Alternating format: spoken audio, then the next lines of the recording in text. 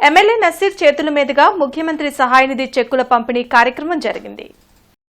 గుంటూరు తూర్పు నియోజకవర్గంలో 25 మందికి 24 లక్షల చెక్కులు అందించడం చాలా సంతోషంగా ఉందని ఎమ్మెల్యే నసీర్ అన్నారు. ఆర్థిక ఇబ్బందుల వల్ల పేదలు అనారోగ్యాలతో బాధపడకూడదు అనే మంచి ఆలోచనతో ముఖ్యమంత్రి సహాయ నిధి ద్వారా ఆర్థిక సాయం అందజేస్తున్నామని తెలిపారు. వైద్యం కోసం దాదాపు గుంటూరు తూర్పు నియోజకవర్గంలో కూటమి ప్రభుత్వం ఏర్పడిన తర్వాత 50 లక్షల రూపాయల వరకు ఇవ్వడం జరిగింది.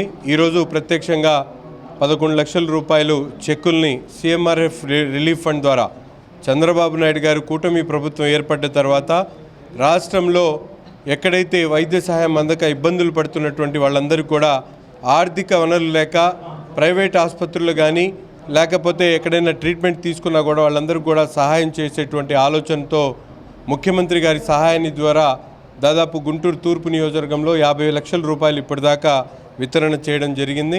తప్పకుండా ఈ ప్రభుత్వం పేద వర్గాలకు సంబంధించినటువంటి విద్యా వైద్యం మీద దృష్టి సారించి ఎన్ని కోట్ల రూపాయలు ఖర్చు అయినప్పటికీ కూడా వారికి తగినటువంటి సదుపాయాలు సహకారం అందించాలన్న ఆలోచనతో